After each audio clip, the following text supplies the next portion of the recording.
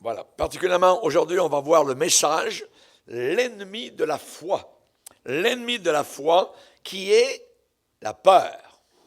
Matthieu, on va lire un passage dans l'évangile de Matthieu au chapitre 14 et à partir du verset 24.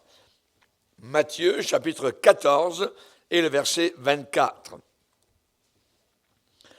La barque, déjà au milieu de la mer, était battue par les flots, car le vent était contraire. À la 4e veille de la nuit, Jésus alla vers eux marchant sur la mer. Quand les disciples virent marcher sur la mer, ils furent troublés et dirent « C'est un fantôme !» Et dans leur frayeur, dans leur peur, ils poussèrent des cris.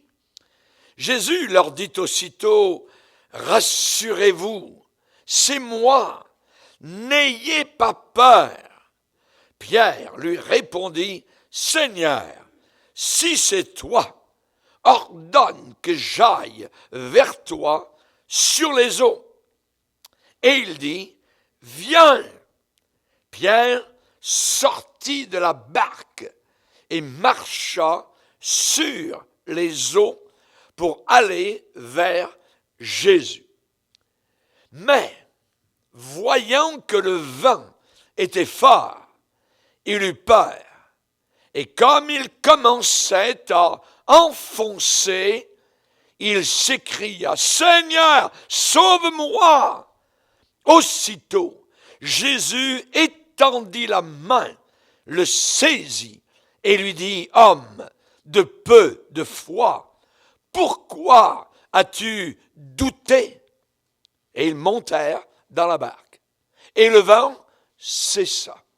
Ceux qui étaient dans la barque vinrent se prosterner devant Jésus et dire « Tu es véritablement le Fils de Dieu. » Seigneur, nous sommes devant toi. Et combien nous voulons te glorifier pour ta présence, pour ta grâce, pour ta puissance, se manifestant, Seigneur, au travers de ton amour et de ta compassion. Nous prions particulièrement, Seigneur, pour ceux qui, devant ce palier d'une nouvelle année, sont comme effrayés ou ont peur par des difficultés, des épreuves, Seigneur. Tu es un Dieu de gloire, un Dieu merveilleux. Et nous voulons ce matin non pas écouter particulièrement la voix d'un homme, mais écouter la voix du Saint-Esprit au travers de la prédication de ta parole. Cette parole est puissante, cette parole est merveilleuse et glorieuse. Cette parole renouvelle nos pensées, guérit nos maladies et nous ouvre des portes nouvelles. Bénis abondamment ces moments dans le nom puissant de celui qui marche sur les eaux et qui calme la tempête.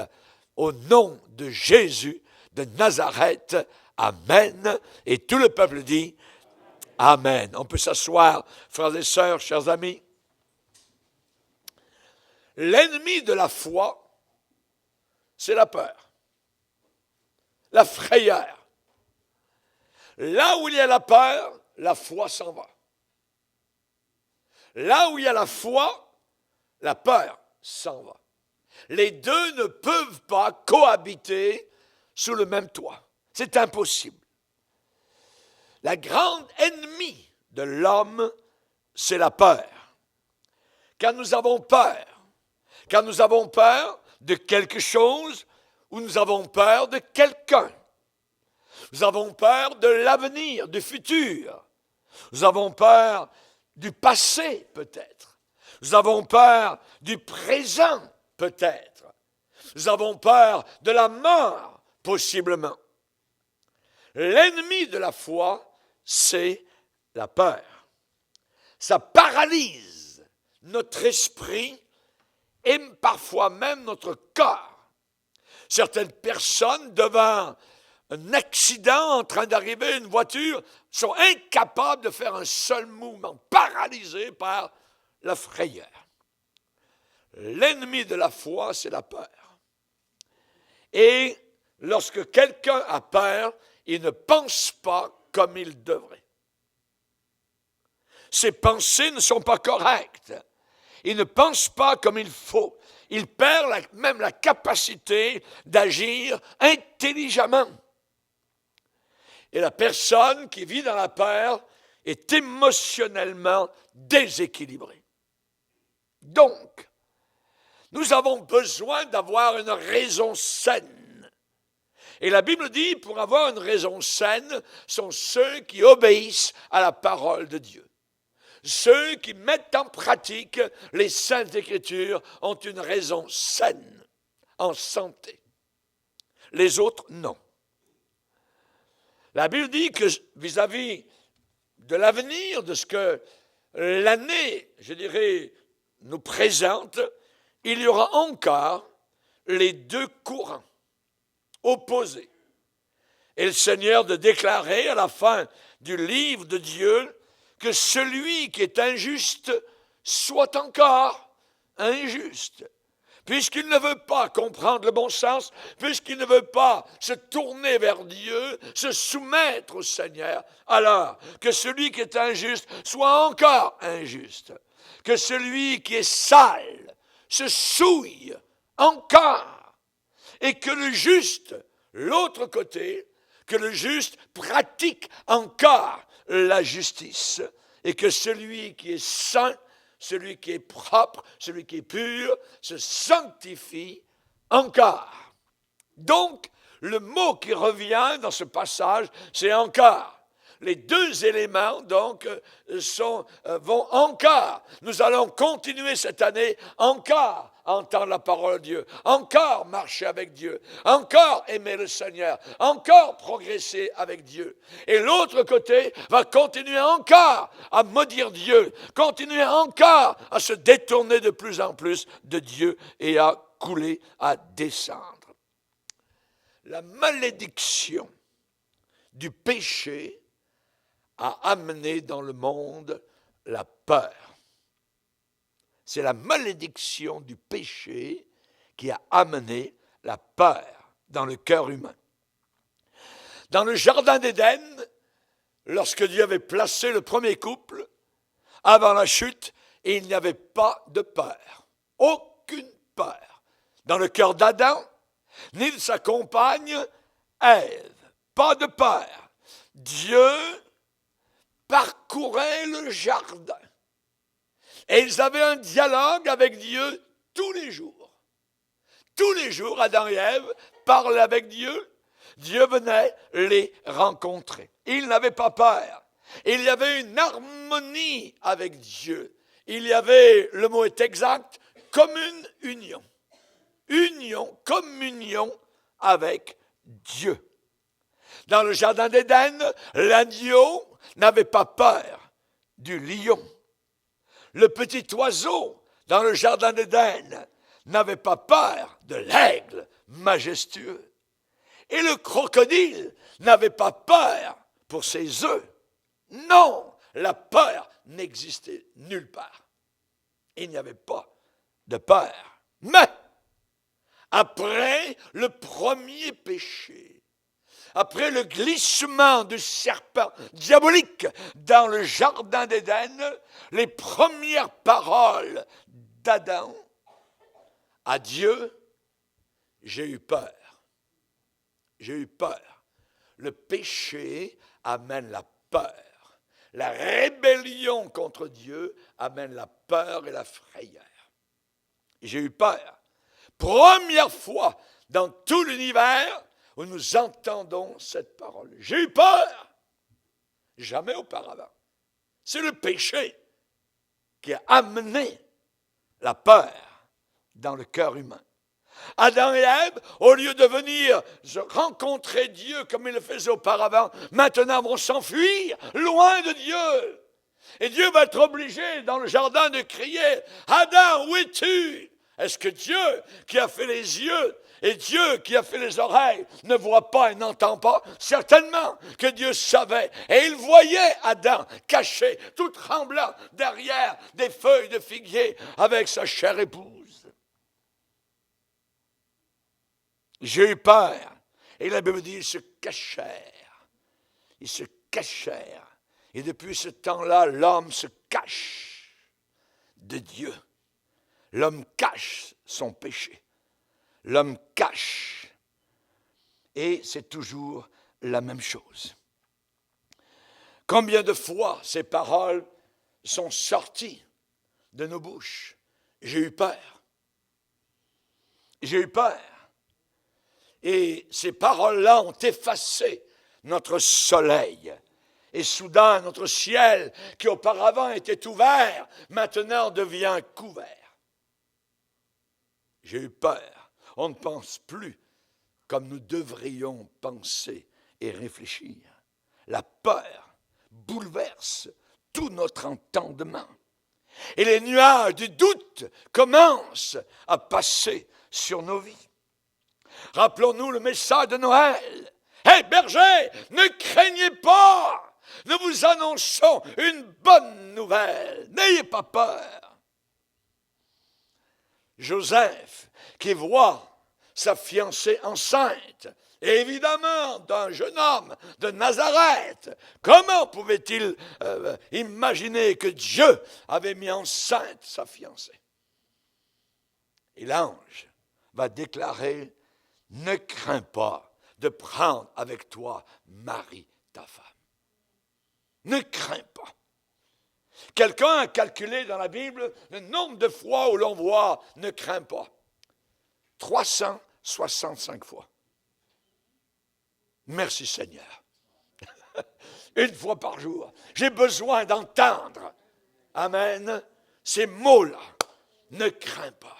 N'aie pas peur. Alléluia. Gloire au Seigneur. Évidemment, quand les nuages du doute arrivent, la personne commence à vivre quelque chose d'épouvantable et d'atroce. Lorsque la peur commence à contrôler l'esprit et parfois même le corps, la peur peut amener même des symptômes physiques.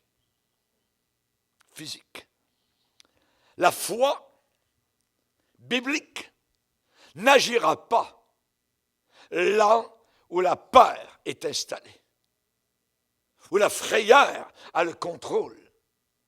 La foi et la peur ne peuvent pas vivre ensemble. C'est impossible. La foi ne permettra pas le concubinage avec la peur. Ils ne vivent pas ensemble. Et on sait particulièrement que différents passages de la Bible nous parlent de cela. Le Seigneur va dire dans Ésaïe, en différents passages, « Ne crains rien, car je suis avec toi. Ne promène pas des regards inquiets, car je suis ton Dieu. Je te fortifie. Je viens à ton secours. Je te soutiens de ma droite triomphante.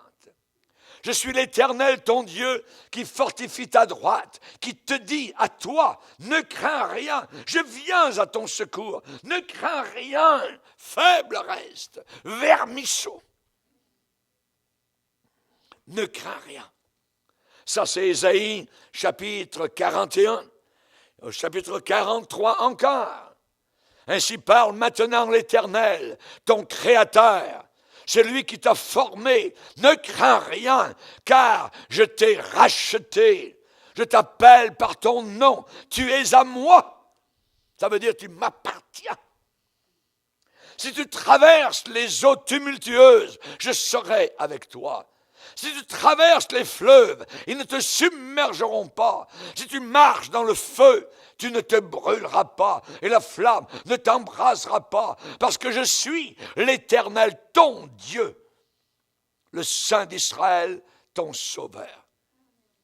Ne crains rien, je ne crains rien, mon serviteur. Fois après fois, dans Ésaïe, nous entendons, amen, ce carillonnement, je dirais heureux à chacune de nos oreilles. Et dans Ésaïe 54, encore, nous avons cela, où il dit banni. Banni. C'est le verbe. Le nom, c'est quoi? Le bagne. Un bagne, c'est une prison. où l'on envoyait totalement les prisonniers qui n'en ressortaient jamais. Il y avait un bagne dans différents endroits de la planète Terre. La France avait un bagne à Cayenne, littéralement au milieu de la jungle, des serpents, et ainsi de suite. Et ceux qui voulaient s'enfuir n'en sortaient pas. Un bagne. Le verbe, c'est banni. Banni quoi? Envoie l'inquiétude au bagne. Bannis l'inquiétude. Pourquoi bannir l'inquiétude? Parce que tu n'as rien à craindre. Tu n'as rien à craindre. Bannis l'inquiétude, tu n'as rien à craindre. La frayeur, elle n'approchera pas de toi. Si l'on forme des complots, cela ne viendra pas de moi. Quiconque se liguera contre toi tombera sous ton pouvoir. J'ai créé l'ouvrier qui souffle le charbon au feu, qui fabrique une arme par son travail. Mais j'ai créé aussi le destructeur pour briser cette arme. Merci Seigneur. Que Dieu soit béni. Bannis l'inquiétude. Bannis l'inquiétude. Tu n'as rien à craindre. Alléluia. As-tu peur de couler? As-tu peur de couler? Les disciples dans la barque, eh bien, sont retrouvés dans une tempête. Il est dit, les vents étaient contraires. Est-ce que les choses sont contraires dans ta vie? Est-ce que tout s'oppose à toi? C'est arrivé déjà, ici aux disciples, où les vents étaient contraires. Et ils ont essayé de faire de leur mieux pour amener la barque à terre. Voyez, mais ils n'ont pas réussi. Ils n'ont pas réussi. Et finalement, ils étaient prêts à couler, à aller par le fond. La Bible dit que les vents étaient contraires et la barque était battue par les flots. Bing, bang, boum, boum, boum. Elle se remplissait. Nous chantons dans l'église, il n'a jamais dit que tu coulerais. Il a dit, passons de l'autre bord. Amen. Il n'a jamais dit que tu coulerais. Nous sommes comme dans un sous-marin. Nous sommes insubmersibles. Alléluia. Nous, les véritables chrétiens. Le diable aimerait nous mettre sous son pouce, mais nous sommes comme un bouchon. Pouf!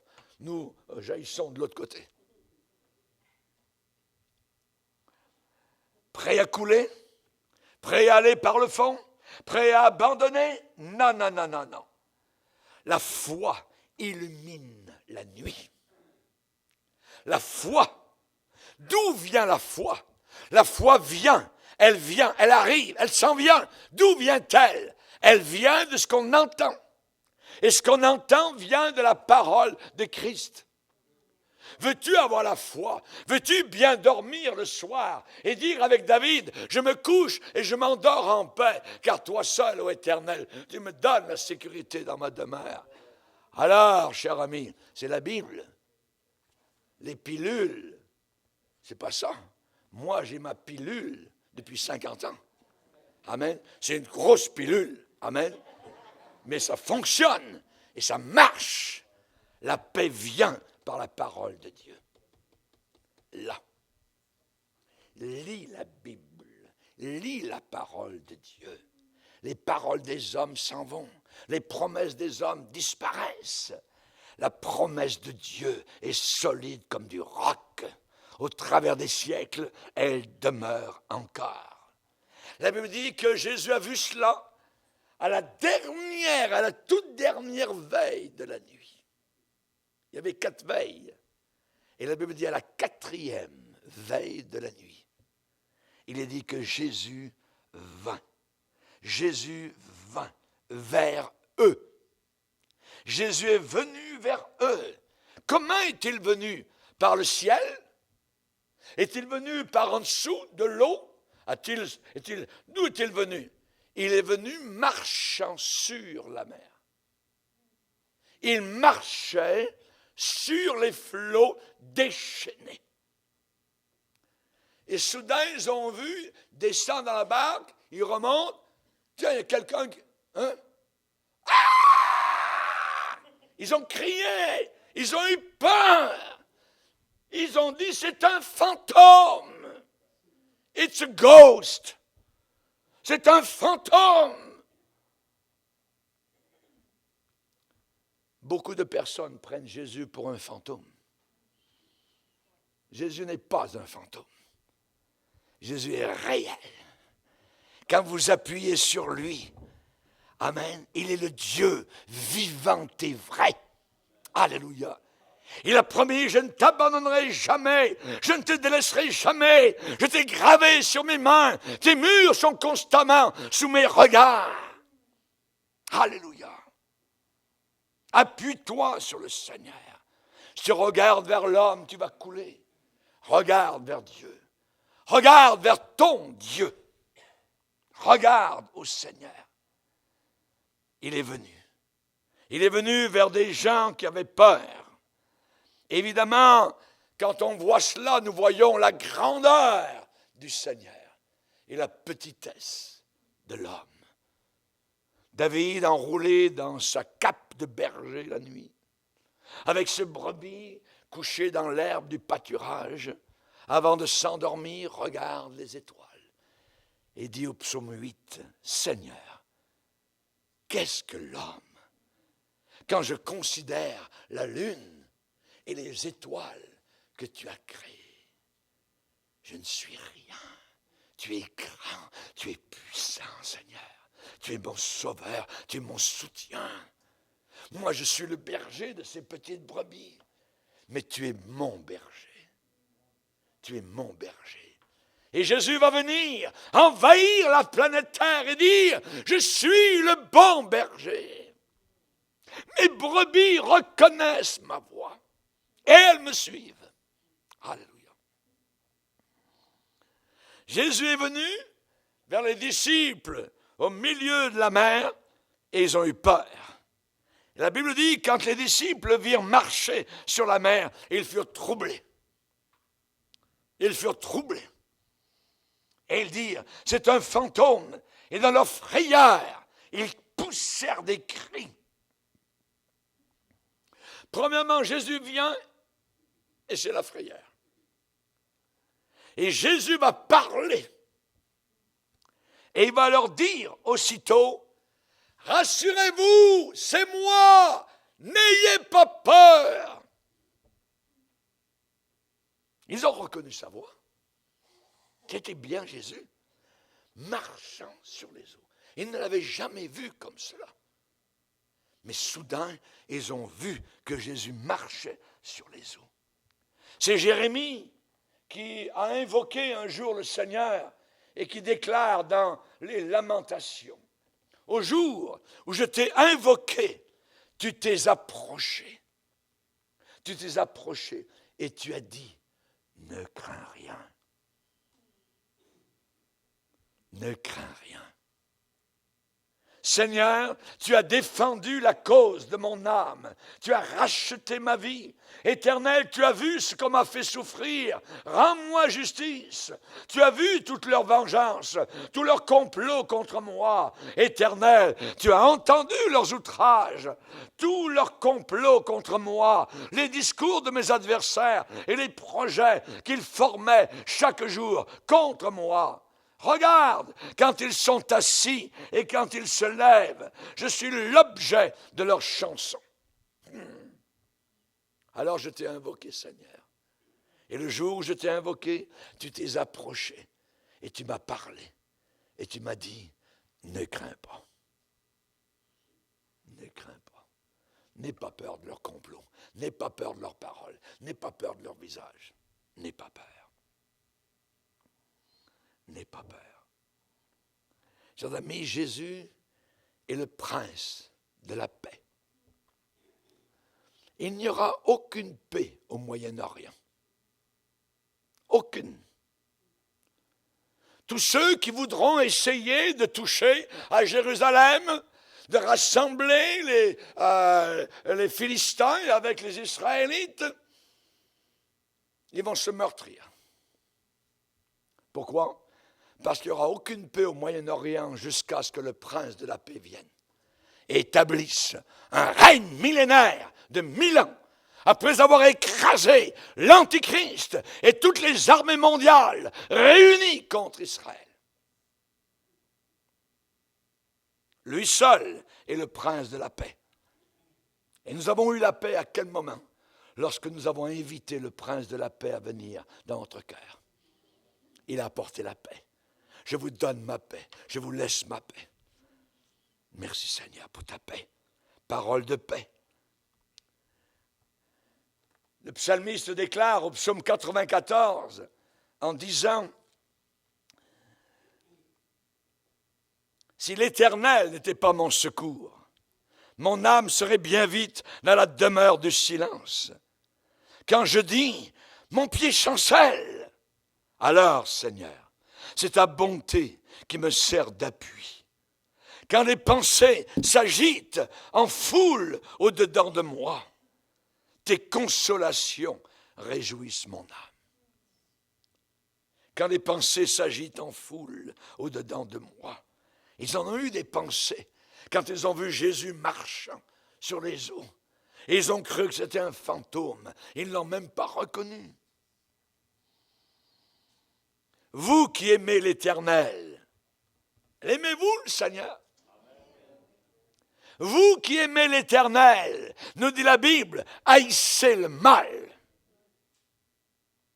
Il garde les âmes de ses fidèles et il les délivre de la main des méchants.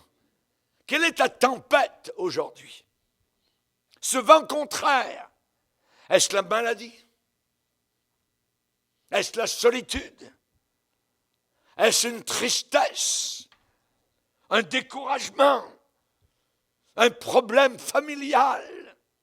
Quelle est ta tempête? Nous chantons dans l'église, ne crains pas la tempête, reste tranquille. Reste tranquille, la paix va venir. Relève donc la tête et regarde à Jésus. Sois plein de foi, qu'importe l'adversaire. Chasse la crainte. L'adversaire est vaincu et au nom puissant de Jésus, l'ennemi s'enfuit. Tu es vainqueur. Tu es victorieuse. Qu'est-ce que Jésus un jour a dit? Ne t'ai-je pas dit que si tu crois, tu verras la gloire de Dieu? Croire. Envers et contre tout, nous verrons la gloire du Seigneur. Jésus est encore vivant, il marche encore aujourd'hui sur les vagues. Il ne coule jamais. Ce n'est pas Jésus qui a coulé, c'est Pierre. Jésus ne coule pas, mais il aide ceux qui sont en train de couler. Jésus marche encore sur les vagues et il a invité à Pierre de venir vers lui en marchant sur les eaux. Hey, Jésus, si c'est toi vraiment là, donne un commandement et je vais venir vers toi sur les eaux. Et Jésus dit, viens Pierre, viens. Si Jésus a dit de venir, Pierre fait un geste inimaginable, il passe sa jambe par-dessus la barque et il met le pied sur les eaux. Et les eaux deviennent dures comme de la roche. Ouais, c'est magnifique. La foi authentique et vivante produit des miracles. Et Pierre, fier de Jésus, marche direction Jésus. Et il marche sur les eaux. Et soudain, il est tellement rempli, je dirais, de l'excitation que le Saint-Esprit lui accorde, qu'il marche directement vers Jésus. Et là, il monte un peu sur une vague qui est dure comme la roche, il redescend un peu en bas, tout ça. À un moment donné, il voit plus trop Jésus, il le revoit là, et il marche en direction de Jésus. Et soudain, il réfléchit. Mais qu'est-ce que je suis en train de faire? Ça n'a pas de sens. Ça n'a aucun sens. Je suis en train de marcher sur les eaux. Si vous voulez analyser votre situation, vous allez faire comme Pierre. Et soudain, il sent que l'eau redevient de l'eau. Et il commence à couler. Il a analysé sa situation. Il a psychologisé sa situation. C'est complètement différent de la foi. Tant qu'il a marché avec les yeux fixés sur Jésus, il a marché sur les eaux. Et tant que vous marchez les yeux fixés sur Jésus, vous marcherez sur les obstacles, vous marcherez sur les vagues, vous passerez au travers, là où les autres sont en train de couler, parce que vos yeux ne sont pas fixés uniquement sur vos papiers, mais sur Jésus.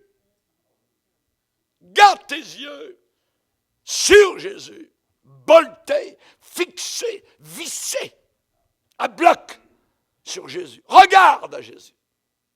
Regarde à Jésus. Regarde-le. La foi triomphante. C'est Pierre qui marche comme sur du ciment. Il y a encore le vent. Sa robe claque. Mais il marche, il avance. Il regarde Jésus.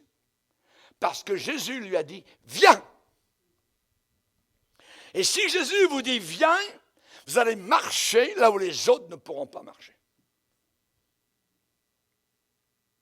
La foi triomphante. Pas seulement victorieuse, j'ai dit triomphante. Un triomphe de la foi. Quel tressaillement, quelle émotion, quel frisson, quelle confiance totale, complète, absolue en Jésus.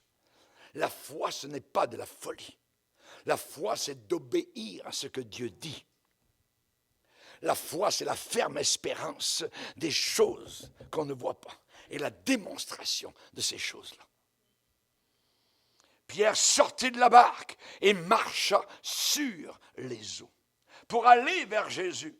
Mais voyant que le vent était fort, il eut peur et il débuta à s'enfoncer. Il eut peur. La peur va te faire enfoncer. Tu vas couler. Il faut alors absolument avoir la foi. L'antidote au poison, c'est la foi. La foi aux métastases de la peur. Les annuler par la puissance du Saint-Esprit. Raison pour laquelle la Bible dit « L'Éternel est ma lumière et mon salut ». Et encore, ne crains pas, crois seulement. Pourquoi seulement? Parce que c'est seulement. Parce qu'il n'y a que cela. Rien de plus. Ne crains pas et crois seulement. Quand on dit croire, c'est la foi. La foi biblique, la foi basée sur la parole de Dieu, la foi basée sur ce livre qui a traversé les siècles. Les musulmans le haïssent, les communistes le haïssent. L'Église catholique ne l'aime pas parce qu'elle contredit ce qu'ils font. Mais ce livre demeure. Ce livre, la parole de Dieu, les hommes frappent de leurs petits poings contre la Bible, mais leurs petits poings se brisent et se cassent, et la Bible reste. C'est la même chose aujourd'hui. Nous avons le même Seigneur, nous avons la même barque, même tempête, les mêmes hommes, et nous pouvons avoir les mêmes résultats. Ça dépend tout du doute. Tu doutes, tu vas couler. La foi, tu vas marcher sur les éléments déchaînés. Le triomphe. Tant que Pierre eut confiance, il a triomphé. L'Éternel est ma lumière et mon salut. De qui aurais-je peur? De qui aurais-je crainte? Quand David s'est avancé vers le géant Goliath, il n'a pas regardé à la taille du géant. La grandeur, l'énormité de la chose. Il a regardé au Dieu qui est au-dessus des Goliaths, au-dessus des montagnes, au-dessus des mers et des océans. Ce Dieu puissant, capable d'accomplir l'irréalisable. Les circonstances dans lesquelles nous sommes peuvent parfois créer la peur. Tant que l'apôtre Pierre a gardé ses yeux fixés sur Jésus, il a marché sur les eaux. Il a marché sur les eaux. Quand il a commencé à regarder autour de lui, la peur est arrivée dans son cœur. Et la Bible dit qu'il a commencé à couler.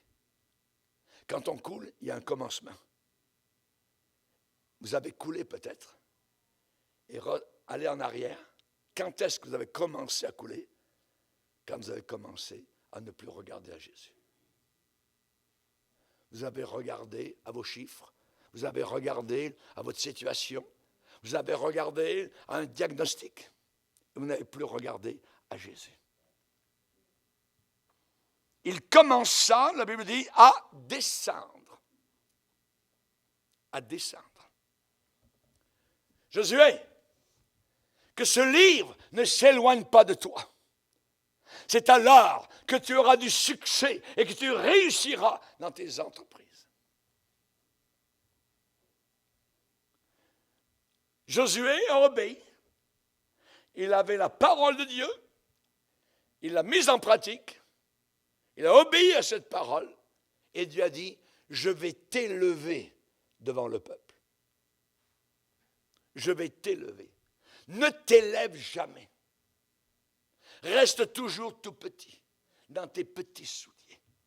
Parce que le jour où tu veux commencer à détourner tes regards de Jésus, tu vas commencer à couler et à descendre.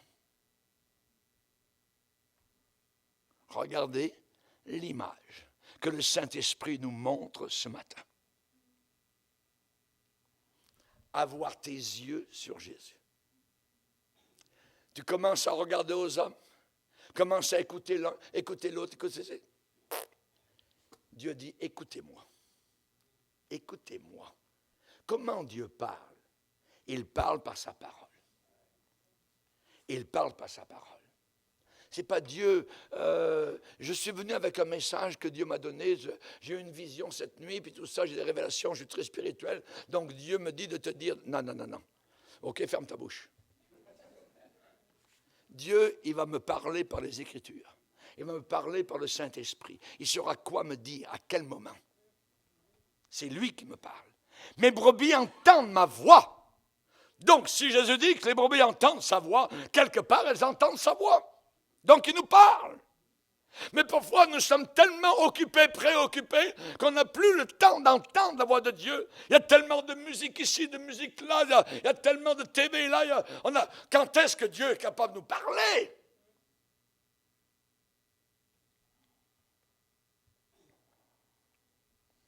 Il y a un roi qui un jour est arrivé avec son armée devant une armée opposée. Et l'armée opposée était double à la sienne. Et ce roi a dit, Seigneur, nous ne savons pas quoi faire devant cette immense armée. Mais nos yeux sont sur toi. Et il a eu la victoire. Mais nos yeux sont sur toi. Cette année, que tes yeux restent boltés, fixés sur Jésus. Sur Jésus. Comment avoir nos yeux fixés sur Jésus? Tout d'abord, lui parler. Ça s'appelle la prière. Communiquer avec lui. Lui demander. Invoque-moi au jour de la détresse. Je te répondrai. Et toi, tu vas me glorifier. Tu vas me glorifier. Tu vas me glorifier. Quand il a regardé autour de lui, il a commencé à couler. La confiance et la crainte ne peuvent pas vivre ensemble. Impossible. La foi a disparu du cœur de Pierre et la peur a pris le dessus. Ça veut dire, il n'a pas persévéré. Celui qui persévérera jusqu'à la fin sera sauvé. Nous ne sommes pas de ceux qui se retirent pour se perdre, mais de ceux qui ont la foi pour sauver leur âme. Alléluia. As-tu la foi pour sauver ton âme? Amen. La confiance et la crainte ne peuvent pas vivre ensemble. La foi, c'est comme aller à bicyclette. Il faut toujours continuer à pédaler. Quand vous arrêtez de pédaler, pouf, vous tombez. Même chose avec l'apôtre Pierre. Comme il commençait à enfoncer, il s'écria, « Seigneur, sauve-moi !» Aussitôt, Jésus étendit la main. Vous savez ce qu'il lui a dit? « Homme de peu de foi, pourquoi as-tu douté? » Pourquoi as-tu douté? Le travail du diable, c'est ça. C'est de faire douter. Douter de la parole de Dieu, douter de l'Église, douter du pasteur, douter de toutes sortes de choses. C'est comme ça que le diable lance ses flèches. Quand vous doutez, vous commencez à couler. Il commença à enfoncer et s'écria, « Sauve-moi !»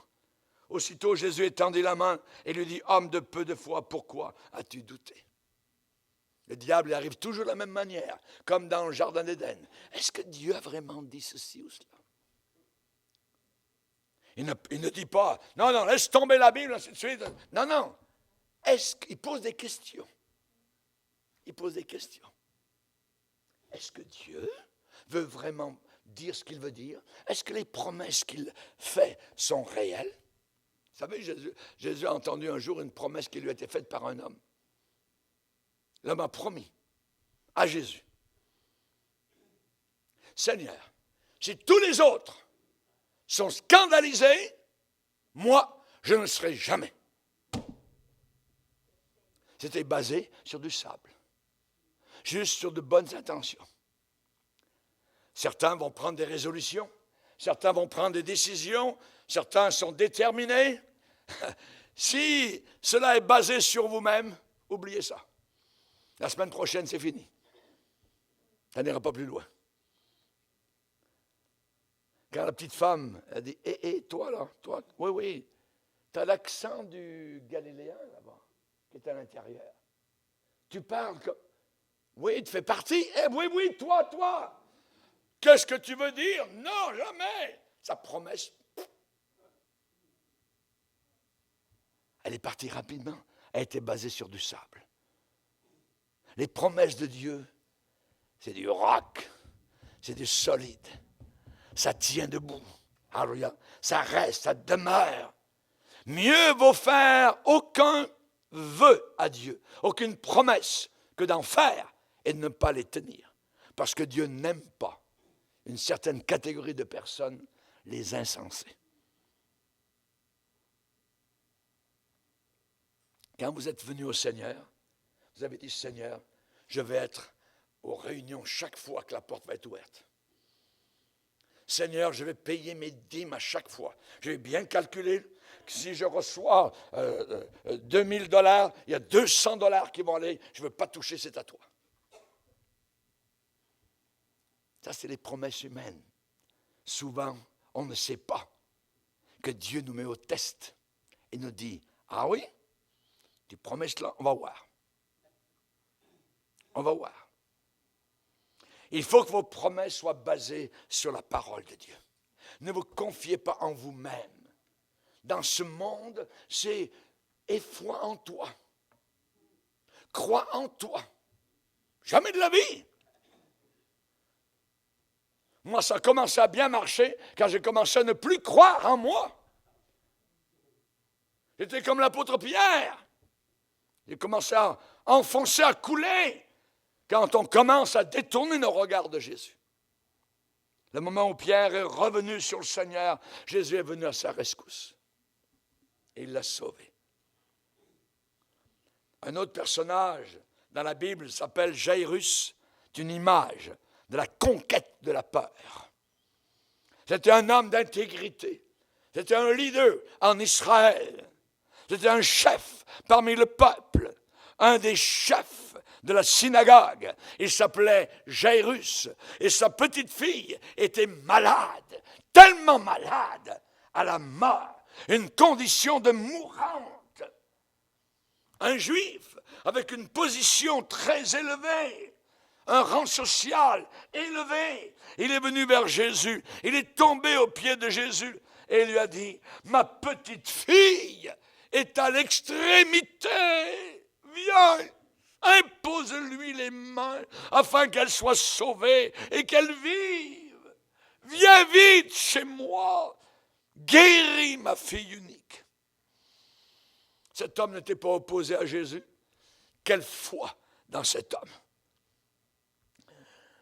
Chers amis, ceux qui sont malades du péché, malades dans leur cœur, ont encore besoin de ressentir la puissance de Jésus. Et vous savez, quand Dieu ne répond pas, les délais de Dieu sont toujours bons. Les délais de Dieu sont toujours bons.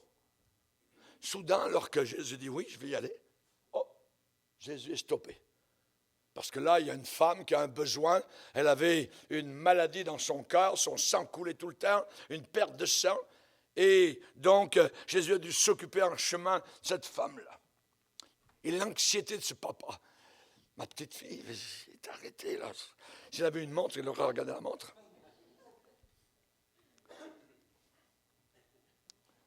Et soudain, l'inévitable arrive.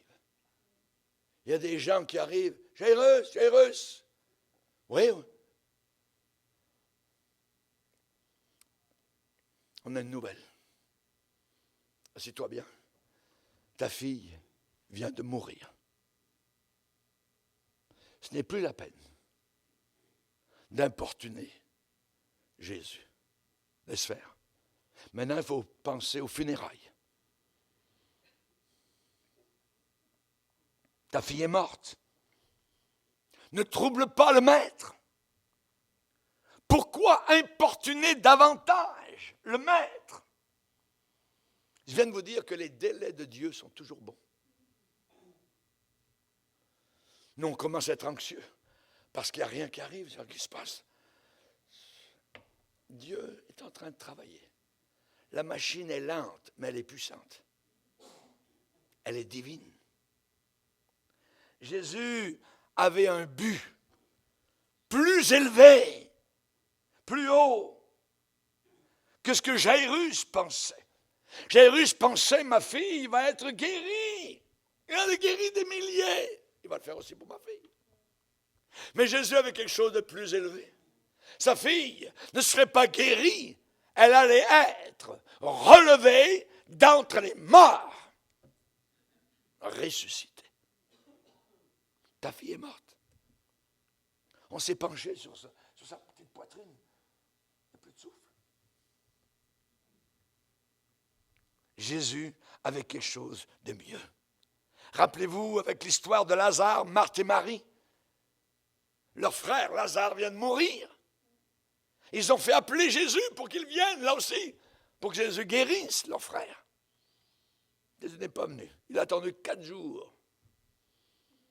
Il a attendu que les funérailles aient eu lieu, que le mort soit vraiment mort et enterré. Et ensuite, on dit aux 2 sœurs, Marthe et Marie, le maître s'en vient, il est là, il arrive, regarde, il est au bout du chemin. Marthe court vers Jésus.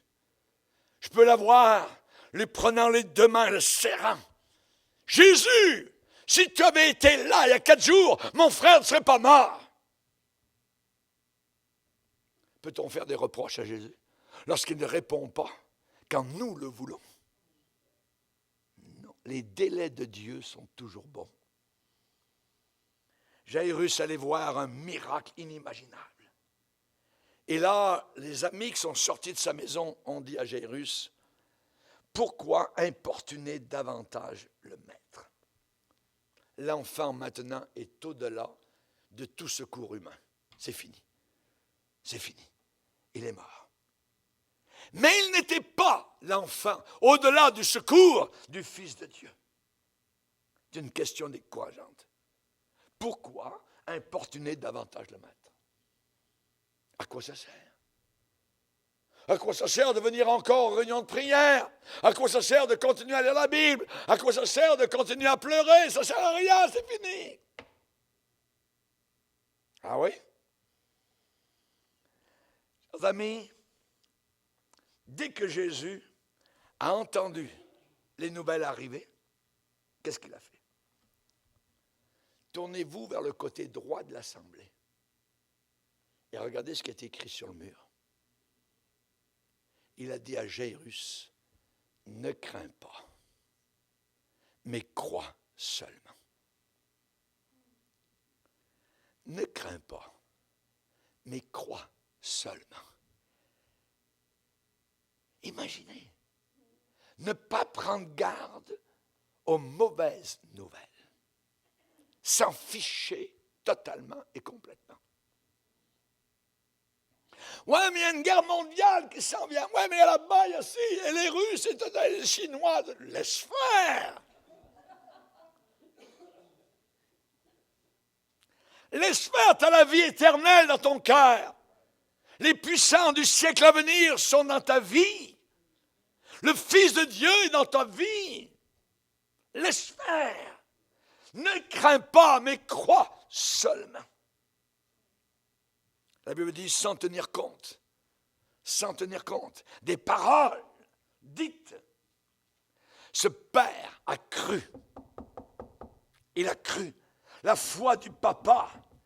Jésus était concerné, non pas par le rapport, par les nouvelles, il était concerné par la foi du Père.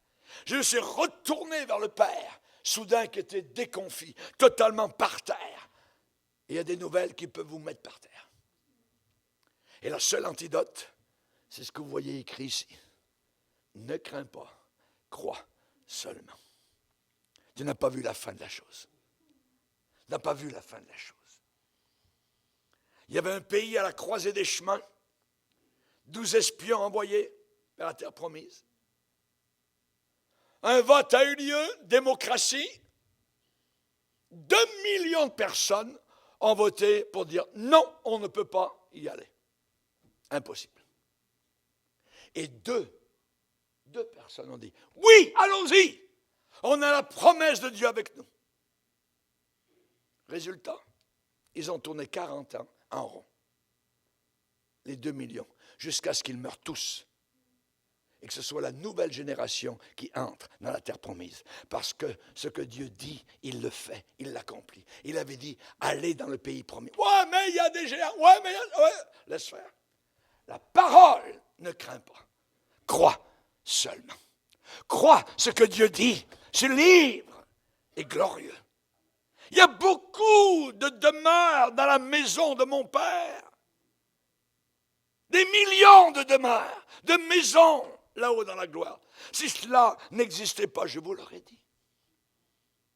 Ou bien je dis, ouais, c'est bon pour les petits-enfants, comme Alice au Pays des Merveilles, à les endormir le soir, que de leur dire, ça va les endormir. Non. Ce n'est pas des contes de fées, c'est la vérité. C'est la vérité, la foi. Le géant de la peur a été conquis par David. Quand il est arrivé sur le champ de bataille et qu'il a vu ce géant se moquer de Dieu et que le roi Saül tremblait et toutes les armées, ces soldats costauds, bien nourris, musclés, avaient peur d'un seul homme qui s'avançait. Chaque matin, il disait « Hé, les gars, amenez-moi un homme, on va se battre. » Celui qui le vaincra, alors ça sera les armées de cet homme-là, le vainqueur, qui aura la victoire. Et tout le monde avait peur. Pourquoi? Parce que le roi Saül n'avait plus l'esprit de Dieu. Dieu l'avait rejeté. Et quand quelqu'un est rejeté de Dieu, il tremble devant tous les Goliaths de ce monde. Il a fallu un petit berger sortant quelque part de la campagne, arrivant avec son pain et son fromage, le matin, je le vois en train de manger et dire, c'est qui ce gars-là là-bas là? Comment se fait-il qu'il insulte le Dieu des armées? Et il va voir le roi Saül, moi je vais le vaincre. Tu vas le faire tuer? Alors au moins essaye de prendre mon armure. Il était tout petit, il a pris l'armure de Saül, gling, gling, gling, ça n'allait pas, pouf, il a acheté tout ça. Il a dit, je vais y aller avec le nom de l'Éternel, avec ma foi fraîche, ma foi vivante, et avec sa petite fronde. Paf! Dieu a dirigé la chose. Oh, tout le monde chantait la victoire. Parce que la foi était là. La foi dans un seul homme est capable d'accomplir des prodiges. Est-ce que la foi est dans ton cœur? N'oublie pas une chose, c'est que Jésus a dit qu'à la fin des temps, le monde serait comme une passoire. La foi aurait disparu. Quand je reviendrai, trouverai-je la foi sur la terre? Je veux qu'il la trouve dans mon assemblée. Je veux qu'il la trouve dans mon frère, dans ma sœur, en toi, dans nos jeunes gens. Je veux qu'il la trouve dans nos vieillards. Je veux qu'il la trouve partout dans notre cœur. Amen. La foi vivante. La foi, c'est puissant. Amen. Gardons nos yeux sur Jésus. Seigneur, nous sommes devant toi. Nous te bénissons pour ta parole. Nous te bénissons pour le Saint-Esprit qui nous interpelle, Seigneur. Nous te demandons de nous aider, Seigneur, en ce premier jour de l'année, à comprendre, Seigneur, que ce que nous pouvons dire ou promettre ne vaut absolument rien du tout. Ce sont ce que toi, tu nous promets, Seigneur, qui est valable. Car tes promesses sont vérité. Tes promesses sont oui et amen en Jésus-Christ. Veuille bénir ces instants, Seigneur, au nom de Jésus. Amen. Et tout le peuple dit amen. On va se lever ensemble, frères et sœurs. C'est certain.